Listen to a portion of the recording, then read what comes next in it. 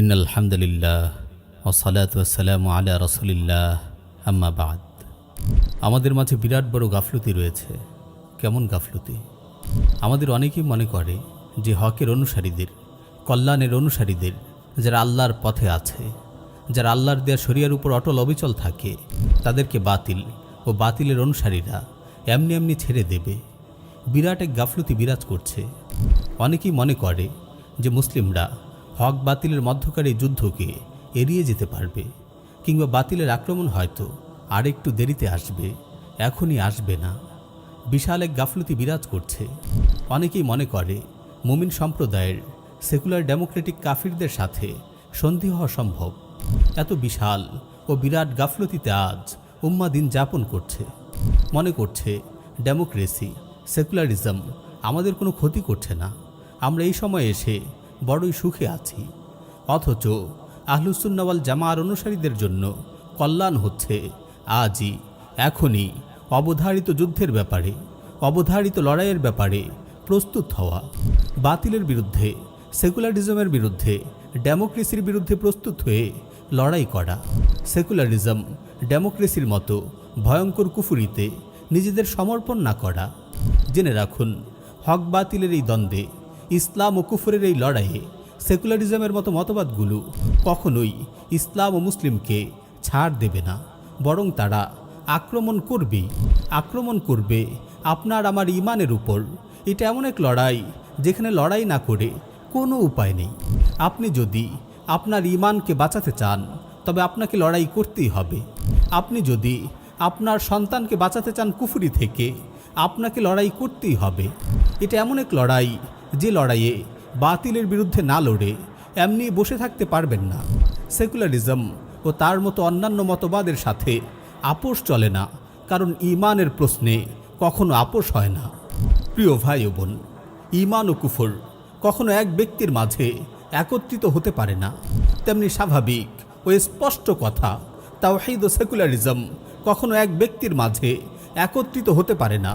যে হৃদয়ে ইমান আছে সে হৃদয়ে সেকুলারিজমের জায়গা হয় না। যে হৃদয়ে সেকুলারিজম আছে সে হৃদয় তাওহীদ ও ইমানের ধারক হতে পারে না। সেকুলারিজম কি জিনিস? সেকুলারিজমের মূল কথা কি? সেকুলারিজম হচ্ছে এমন এক মতবাদ যা মানুষের জীবন থেকে দিনকে বিচ্ছিন্ন করে দেয়।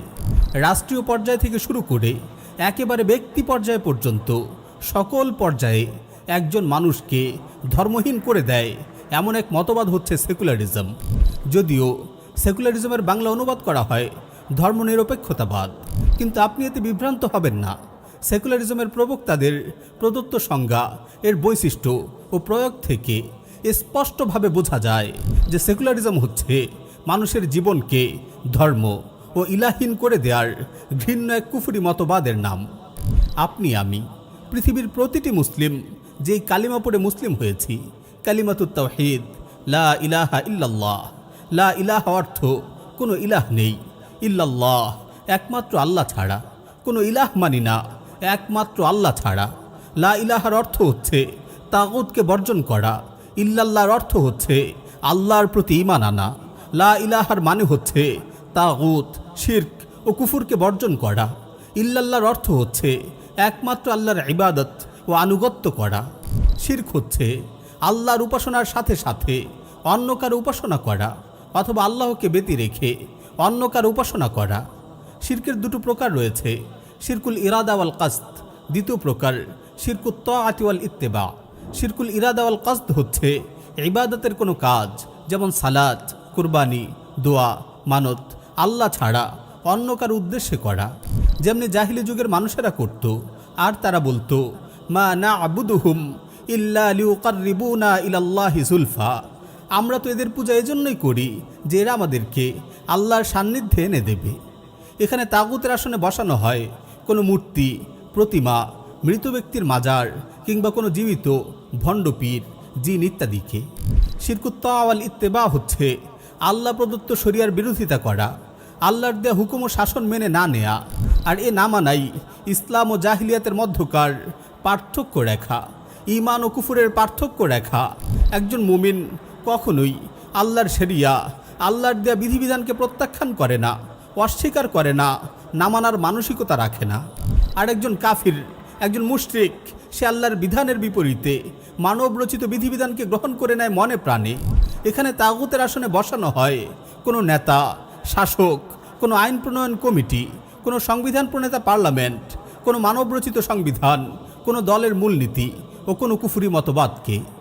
বাস্তবতা হচ্ছে উভয় প্রকার শিরকের কারণ একই জায়গায় এসে একত্রিত হয়, আর সেটা হচ্ছে তাগুতকে বর্জন না করা ও আল্লাহর প্রতি ঈমান না আনা। যদি সত্যি কুফরি মতবাদের অনুসারী ঈমান আনত, তবে সে এক আল্লাহর ইবাদত করত, এক আল্লাহর দেয়া বিধানই হতো তার জীবন যাপনের সংবিধান। সে অন্যদিকে অন্য মতে দীক্ষিত হতো না। সে ওই বিধানই গ্রহণ করত যে বিধান রাব্বুল আলামিন তার রাসূলের মাধ্যমে পাঠিয়েছেন আর ঘোষণা করেছেন, ইনিল হুকমু ইল্লা লিল্লাহ আমারা আল্লাহ তা'বুদু ইল্লা ইয়্যাহ যালিকাদ দীনুল কাইয়্যিম ওয়ালাকিন্না আকসারান নাসি লা ইয়ালামুন। হুকুম দেওয়ার, বিধান দেওয়ার অধিকার শুধু আল্লাহরই। তিনি নির্দেশ দিয়েছেন যে তোমরা শুধুমাত্র তারই ইবাদত করবে, আর কারো ইবাদত করবে না। এটাই সরল সঠিক দিন, কিন্তু অধিকাংশ মানুষ এটা অবগত নয়। ইংরেজ, ফরাসি, পর্তুগিজ প্রভৃতি উপনিবেশিক শক্তির আক্রমণ ও দখলদারিত্বের পূর্বে মুসলিম ভূখণ্ডের কোনো মানুষ কখনো চিন্তাই করতে পারেনি যে মুসলিম সমাজ, মুসলিম রাষ্ট্র আল্লাহর শরিয়া ছাড়া কোনো তাগুতি মতবাদ বা সংবিধানের আলোকে পরিচালিত হতে পারে। প্রিয় ভাইয়েরা, তাগুত এক একবার এক এক চেহারায় আসে, কখনো এ বেশে তো কখনো আরেক বেশে। এ যুগেও তাগুতের বহু চেহারা আমরা দেখতে পাচ্ছি, কিন্তু সর্বাবস্থায় তাগুতের সাথে একজন মুমিনের, একজন ইমানদারের আচরণ হচ্ছে প্রত্যাখ্যানময়। তাগুতকে বর্জন করাই হচ্ছে ঈমানের মৌলিক দুটি শর্তের একটি। লা ইলাহা ইল্লাল্লাহর সাক্ষ্য দেওয়ার অর্থই হচ্ছে তাগুতকে অস্বীকার করা, তাগুত ও তাগুতের দোসরদের সাথে সম্পর্ক ছেদ করা। ইমাম ইবনু তাইমিয়া রাহিমাহুল্লাহ বলেন, মানুষের কাছে দুটি পথ থাকে, যার একটি না একটি অবধারিত। এখানে তৃতীয় কোনো ব্যবস্থা নেই। হয় মানুষ আল্লাহর দাসত্ব করবে, অন্যথায় সে এই দাসত্বকে ত্যাগ করে গায়রুল্লাহর দাসত্ব করবে। আর গায়রুল্লাহর প্রতি উবুদিয়্যাতটা ছোট আকারে হোক বা বড় আকারে, সবশেষ ফলাফল হলো এটা শয়তানের উপাসনাই হয়ে থাকে। অথচ রাব্বুল আলামিন আমাদের প্রতি লক্ষ্য করে বলেছেন, আলাম আহাদ ইলাইকুম ইয়া বানি আদম আল্লা তা'বুদুশ শাইতান ইন্নাহু লাকুম আদুউম মুবিন ওয়া আন ই'বুদুনি হাযা সিরাতুম মুস্তাকিম। হে আদম সন্তান, আমি কি তোমাদেরকে নির্দেশ দেইনি যে তোমরা শয়তানের ইবাদত করো না? কারণ সে তোমাদের প্রকাশ্য দুশমন, আর আমারই ইবাদত করো, এটাই সরল সঠিক পথ। বলা বাহুল্য, ইতিহাসে বারবার তাগুতের চেহারা বদলেছে। আরবরা মূর্তি পূজা করত, সেখানে পুরুষ নারীর মূর্তি ছিল। বহু বাতিল ধর্মেও আজও মূর্তির পূজা রয়েছে। আবার ইউরোপের অন্ধকার যুগ শেষ হয়ে রিফরমেশন, এনলাইটেনমেন্টের সময় হয়ে ঊনবিংশ, বিংশ ও একবিংশ শতাব্দীতে বহু আপডেট তাগুত ও মূর্তি এসেছে। মানুষ শয়তানের প্ররোচনায় এসব মূর্তি তৈরি করেছে তাদের পূজা অর্চনার জন্য। পুরনো মূর্তি ও তাগুতের স্থানে নতুন মূর্তি ও তাগুত এসে বসেছে। এমন কিছু তাগুত ও মূর্তি হচ্ছে রাষ্ট্র, রাষ্ট্র পরিচালক, দলীয় মতবাদ, কমিউনিজম, সেকুলারিজম, হিউম্যানিজম ইত্যাদি। নিঃসন্দেহে সেকুলারিজম তাগুতি জাহিলি কুফরি মতবাদ। এক কথায় সেকুলারিজম সম্পর্কে এভাবেই বলতে হবে যে সেকুলারিজম হচ্ছে তাগুতি জাহিলি কুফরি মতবাদ।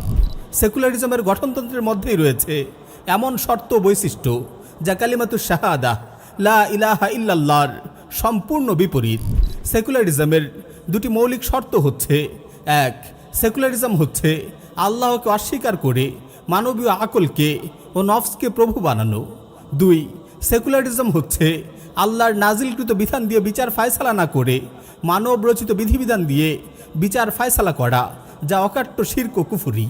আর আল্লাহকে ছেড়ে নফস ও আকলকে প্রভু বানানো, আল্লাহর শরিয়া ছেড়ে মানব রচিত সংবিধানকে শিরোধার্য করা, তার অনুসরণ ও অনুকরণ করার মানে হচ্ছে আকলকে ও মানব রচিত সংবিধানকে তাগুতের আসনে আসীন করা। তাই সেকুলারিজম হচ্ছে স্পষ্ট জাহিলিয়াত। এমন জাহিলিয়াত কি কখনো মুমিনদের কাম্য হতে পারে?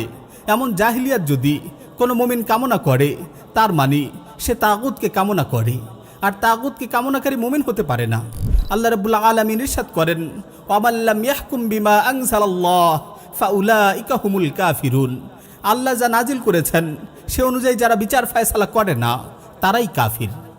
আমার ভাইয়েরা, অনেকেই সেকুলারিজমের কুফরি নিয়ে, ডেমোক্রেসির কুফরি নিয়ে বিভ্রান্ত।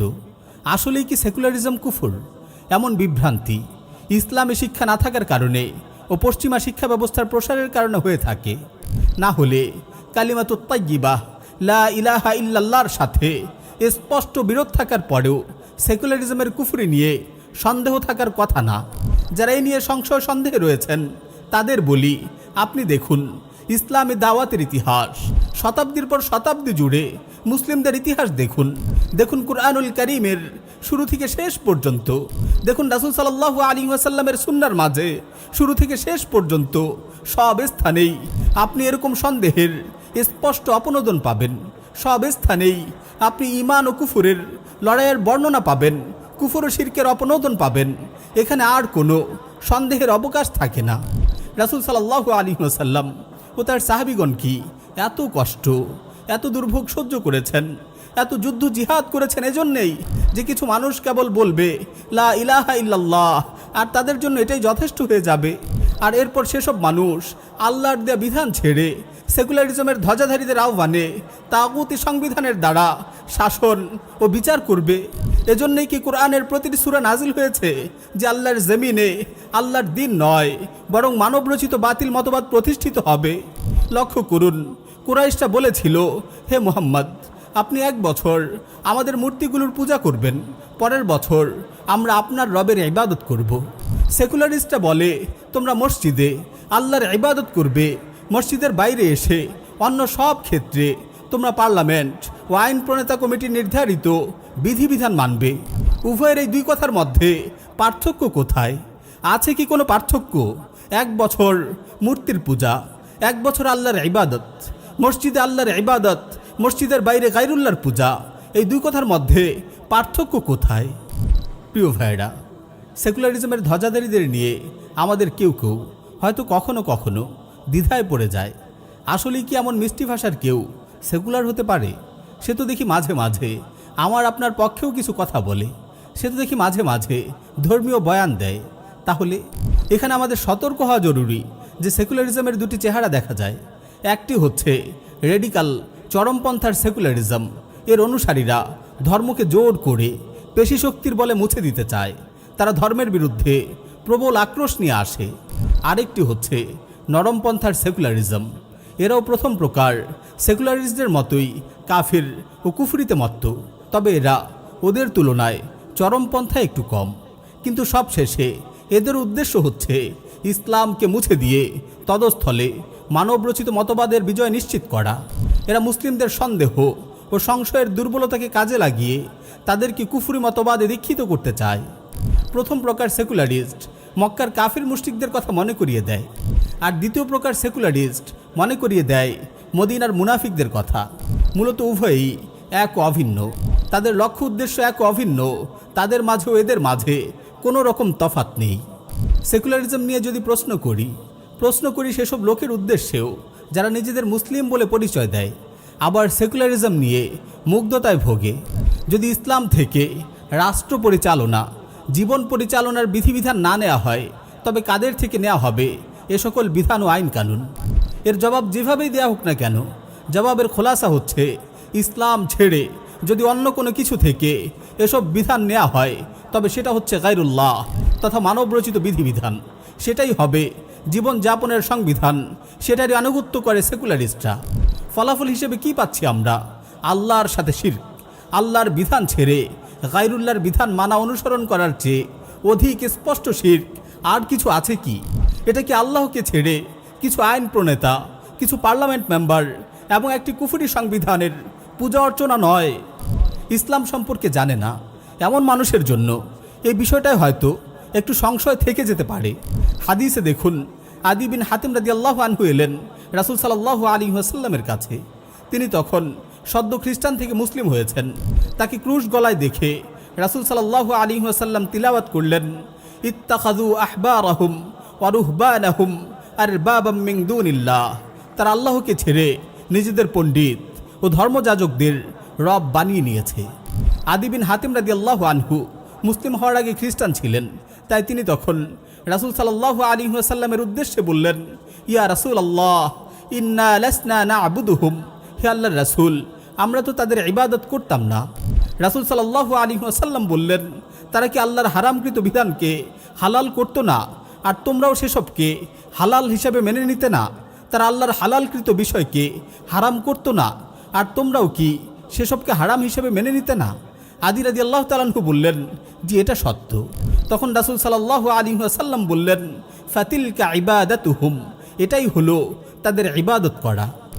ইবনু তাইমিয়া রাহিমাহুল্লাহ বলেন, যদিও খ্রিস্টানরা তাদের ধর্মযাজকদের জন্য সালাত পড়তো না, তাদের সিজদা করতো না, কিন্তু আল্লাহ তার রাসূল সাল্লাল্লাহু আলাইহি ওয়াসাল্লাম ধর্মযাজকদের প্রণীত বিধান মান্য করাকে শিরক হিসেবে সাব্যস্ত করেছেন। সেকুলারিজমের স্বরূপের দিকে লক্ষ্য করুন, এটাও একই রকম শিরক, যেখানে আল্লাহর স্থলে বিধানদাতা হিসেবে মান্য করা হয় পার্লামেন্ট বা এরকম অন্যান্য আইন প্রণয়নকারী সংস্থাকে, আল্লাহর স্থলে তাগুতকে বসিয়ে করা হয় পূজা অর্চনা। আজকে উম্মার খুবই দুর্দশা। উম্মা কখনোই সেকুলারিস্টদের, কমিউনিস্টদের সাথে আপোষ করতে পারে না। যদি উম্মার মাঝে ইব্রাহিম আলাইহিস সালাতু ওয়াস সালামের মতো ওয়ালা বারা থাকতো, তবে তারা কখনোই এমন হতো না। কিভাবে ওদের সাথে বন্ধুত্ব, সদ্ভাব সম্ভব একজন মুমিনের জন্য, যে মুমিন আল্লাহ তার রাসূলের প্রতি ঈমান এনেছে আখিরাতের প্রতি। রাব্বুল আলামিন ইরশাদ করেন, লা তাজিদু কওমান ইউমিনুনা বিল্লাহি ওয়াল ইয়াউমিল আখির ইউআদ্দুনা মান হাদ্দাল্লাহা ওয়া রাসূলাহু ওয়ালাউ কানু আবাআহুম আও আবনাআহুম আও ইখওয়ানাহুম আও আশীরাতাহুম। আল্লাহ ও পরকালে বিশ্বাসী এমন কোনো সম্প্রদায় তুমি পাবে না যারা আল্লাহ তার রাসূলের বিরোধিতাকারীদের ভালোবাসে, হোক না এই বিরোধীরা তাদের পিতা অথবা পুত্র অথবা তাদের ভাই অথবা তাদের জাতিগোষ্ঠী। আহলুস সুন্নাহ ওয়াল জামাআর জন্য এখনও কি সময় হয়নি বাহ্যিক ও অভ্যন্তরীণ সব দিক থেকে আক্রমণকারী এই ভয়ঙ্কর সেকুলারিজমকে ছুঁড়ে ফেলার? এখনও কি সময় হয়নি সতর্ক হওয়ার? এখনও কি সময় হয়নি নিজের আকীদা অস্তিত্বের হেফাজতের জন্য এসব মতবাদের বিরুদ্ধে লড়াই করার? এখনও কি সময় হয়নি সেকুলারিজম, কমিউনিজমের মতো মতবাদকে ছুঁড়ে ফেলে এক আল্লাহর দেয়া ইসলাম ও ইসলামী শরিয়ার ছায়াতলে আশ্রয় নেবার? এখনও কি সময় হয়নি সেকুলারিস্ট, কমিউনিস্ট, মুনাফিক ও কাফিরদের মুখোশ উন্মোচন করে তাদের ভয়ঙ্কর কুটচাল ও ষড়যন্ত্রের কথা উম্মার সামনে তুলে ধরার? এখনও কি সময় হয়নি সত্য দিনের শরিয়াকে প্রতিষ্ঠিত করার লড়াইয়ে এগিয়ে আসার? এখনও কি সময় হয়নি আপন রবের দিকে ফিরে আসার? আলাম ইয়ানি লিল্লাযীনা আমানু আন তাখশা কুলুবুহুম লিযিকরিল্লাহ ওয়া মা নাযালা মিনাল হক। মুমিনদের জন্য কি আল্লাহর স্মরণে এবং অবতীর্ণ সত্যের জন্য হৃদয় বিগলিত হওয়ার সময় আসেনি? আল্লাহর কাছে আমরা হেদায়েত ও আলোর প্রার্থনা করি। একমাত্র তারই কাছে আমরা তৌফিক ও অটল অবিচল থাকার সৌভাগ্য কামনা করি, আর তিনি সকল কিছু করতে সক্ষম। ওয়া আখিরু দাওয়ানা আনিল হামদুলিল্লাহি রাব্বিল আলামিন।